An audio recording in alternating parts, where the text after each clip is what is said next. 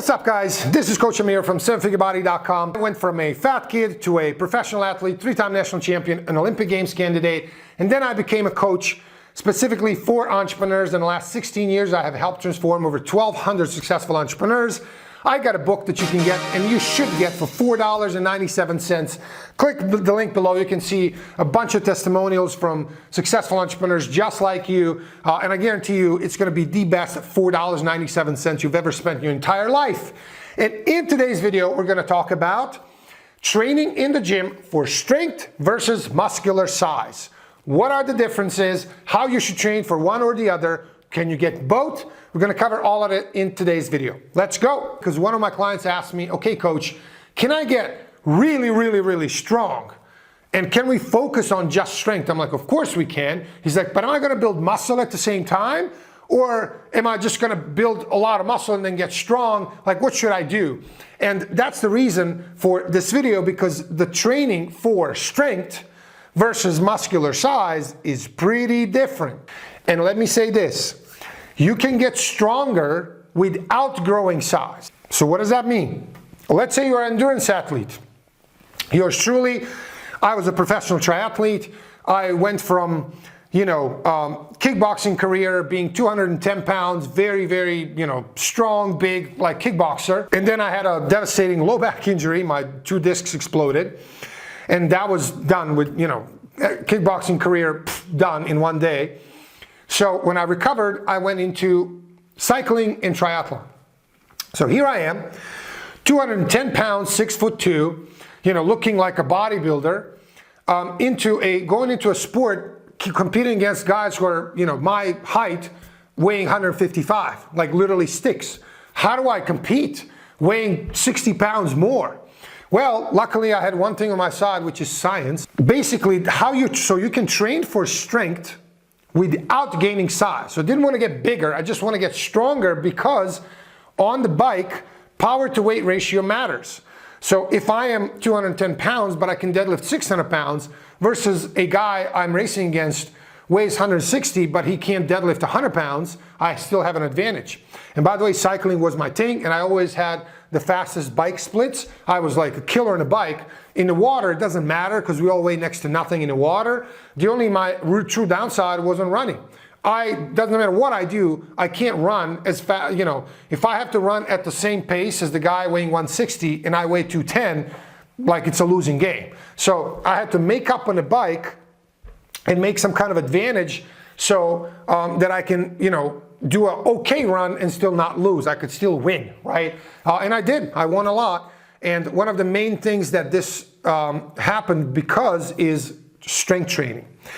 So how do you train for strength? You take heavy weight, 85+% of your 1RM, so you know what your max is. You take 85% of that to 90%, so very heavy weight, and you do 4 to 5 reps, somewhere in the 4 to 6 range, usually 4 to 5 reps, with long rest periods between sets. So let's say, for example, you are deadlifting 300 pounds. That's your one rep max. You can lift that one time and not another time. That's it. We take 85, 90% of that, right? So 250, 270, whatever. And you try to do 4 to 6 reps with that. And then you rest 3 to 4 minutes. You do it again. That's how you train for muscular strength. Let's say you said, hey, today I can bench 200 pounds for 8 reps. I want to be able to bench 250 pounds for 8 reps. Okay, it's going to take time, but this is how you do it. You have heavier weight, and then as you take, more weight and more reps and you improve over time, you improve your strength. On the other side, how do you train for muscular size? Like, you want bigger muscles, you want to get jacked. Well, the rep range can be, now we know, you've probably heard for, many years, it's been like 8 to 12 reps. That's the hypertrophy range. If you stay there, that's what grows muscle. Now we know that's not true. You can grow muscle with anywhere between 5 to 30 reps range. It doesn't matter what the weight you use, what the reps you use, as long as it is in this range of 5 to 30. And I would say in real world, it's like 6 to 15 reps. Why? Because when was the last time, if you do work out, hopefully you do, when was the last time you did 30 reps of anything? I haven't done it in many years, right? So in general, practical, like gym setting, when we work out, we're somewhere between 6 and 15 reps. That's what people normally use. So please remember, you can take heavier weight and do sets of 7, or you can do less weight, do sets of 10, or even less weight, do sets of 20. As long as you come close to muscular failure, this is the key, you have to be close to failure. In that case, you will build the same exact amount of muscle. This is, by the way, in my opinion, the greatest scientific discovery that we've had in building muscle in the last 50 years, if not ever. In all the research, scientific research on building muscle, this is the greatest discovery. That you can build muscle with any weight and any range within this range, 5 to 30 reps, as long as you come close to muscular failure. So because of that, there's a concept called RIR, or reps in reserve. Please remember, you should be somewhere between 1 to 4, 1 to 5 reps in reserve. And most people, when they train in the gym, they're not even close to that. Not even close. Actually, studies that I think started in 2017, and then since then, there's been a bunch of studies that replicated this. In short, nobody trains hard enough. If we define hard enough or training hard as closeness to failure. Training hard does not mean just take more weight, because a lot of times, like if I go to the gym and you ask me, okay, what are the 2 biggest mistakes that I see everybody do in the gym? One, their form is horrible.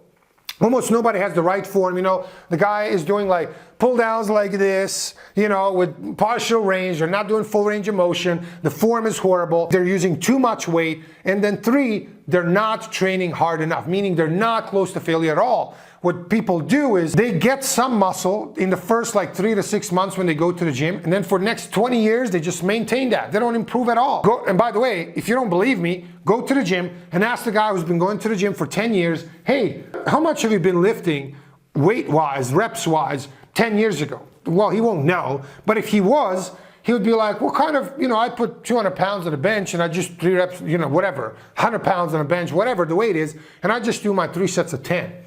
And he does that for the last 5 years. Okay, so for the last 5 years, you have made no progress? Yeah, that is exactly it. They've made no progress whatsoever. So, the point is, nobody trains hard enough. And again, this is not a judgment. This is our brains are wired to avoid things that are hard. So training close to failure, anywhere from 1 to 4 reps to failure. By the way, should you train completely to failure? I'm going to make another video specifically on that. The answer is probably not. For majority of people, you don't need to train to failure. Like literally, you can't do another rep. You failed along the way. You don't need to do that. 1 to 4 reps shy of failure builds muscle. That's what you do for growth. So for example, let's say you're doing a pull down for your back, okay? And you take 100 pounds and you do 10 reps, and it's kind of like 1 to 2 reps to failure. You can take 120 pounds and do 6 to 7 reps, or you can take 80 pounds and do, 14 reps. If you come 1 to 2 reps shy of failure in all cases, you're gonna build the exact same amount of muscle. Isn't this awesome? It is, because that means you don't have to train hard, meaning you don't have to train you have to train hard, but you don't have to train with heavy weight all the time, which most people are like, if you're not training heavy, you're not growing. Not true at all. Actually, studies have shown that even 30% of your 1 RM max, which is like less than your warm-up weight, if you did 30%, so let's say you're doing bench presses with 150 pounds and you could deadlift 250, and you just take 150 and do as many reps as it takes to get to failure, you're gonna build the exact same amount of muscle as you would with your 250 with 10 reps close to failure. Because that closeness to failure is what builds the muscle, not, oh, am I using 100 pounds or 200 pounds or 300 pounds? It doesn't matter much. What matters is how close to failure you got. So, of course, how you progress over time is you do need to increase reps, number 1. So are you using same weight with more reps? Yes. So for example, let's say today you're benching 200 pounds for 8 reps, 3 sets. 6 months from today, you're using 230 pounds for 8 reps and 3 sets. Did you build muscle? Yes, you absolutely did, because you improved, right? So you increased weight. Or let's say you say, I today am using 200 pounds for 8 reps and 3 sets. A month, 2, 3 from now, I'm using 200 pounds, but I'm doing sets of 12. Did you build muscle? Yes. Now here's the thing. As you build bigger muscle, whether you want it or not, you will get stronger, because bigger muscle is always able to produce more force output. It's generally going to be stronger. However, it's not going to be that significant because you're not really focused on building strength, you're focused on building muscle, and then some strength comes with that anyway.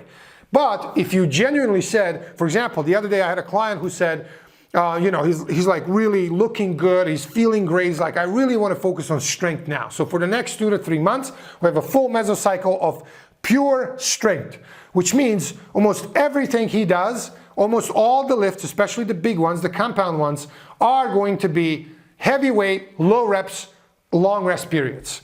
Because he's like, I want to have PRs on a bench, I want to have PRs on a squat and deadlift.